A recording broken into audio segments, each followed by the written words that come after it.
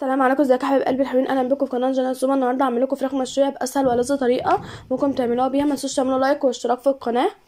معانا هنا فرخه ونص زي ما انتم شايفين كده متقطعه كويس. يلا بينا نقول الخضار. معانا قرن الفلفل رومي متقطعين مكعبات، ومعانا بصلتين وبصل متقطعين مكعبات، ومعانا طماطمتين، ومعانا ليمونه، معانا 3 فصوص توم، معلقه صغيره توابل فراخ، نص معلقه توم باودر، نص معلقه بصل باودر، نص معلقه فلفل اسود، نص معلقه كبيره ملح، نص معلقه بابريكا. هنا هنبدا نحط مكوناتنا كلها في الخلاط ونضربها كويس.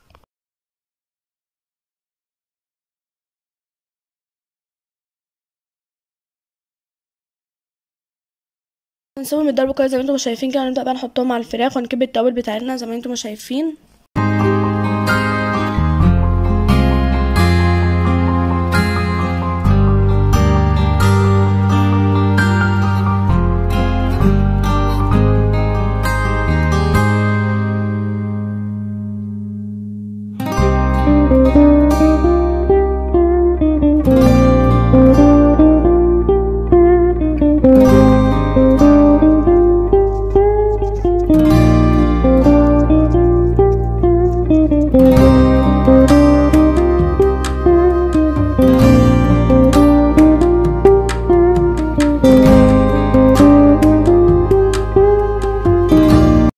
طبعا احنا رصينا الفراخ طبعا بعد ما النار هديت جدا عشان الفراخ ما تتحرقش مننا، وبدأنا بقى نقلبها زي ما انتم شايفين كده، وحطينا عليها طبعا التتبيله بتاعتنا اللي احنا كنا عاملينها بيها، حطينا عليها معلقه زيت وقلبناها كويس فيها.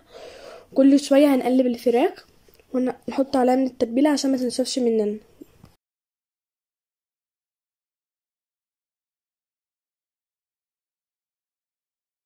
وهنا بقى طبعا بدأنا نطلع الفراخ زي ما انتم شايفين كده. طبعا كانت استوت معانا وبقت جميله.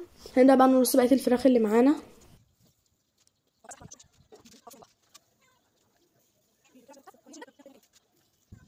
وهنا بقى بعد الفراخ ما طلعت اهو استوت كويس ورصناها، ممكن نقدمها مع طبق سلطه ومع طبق مكرونه ومع مخلل. والفراخ طبعا كانت جوسي وجميله خالص، مكانش فيها ريحه الدم. متنسوش تعملوا لايك واشتراك في القناه.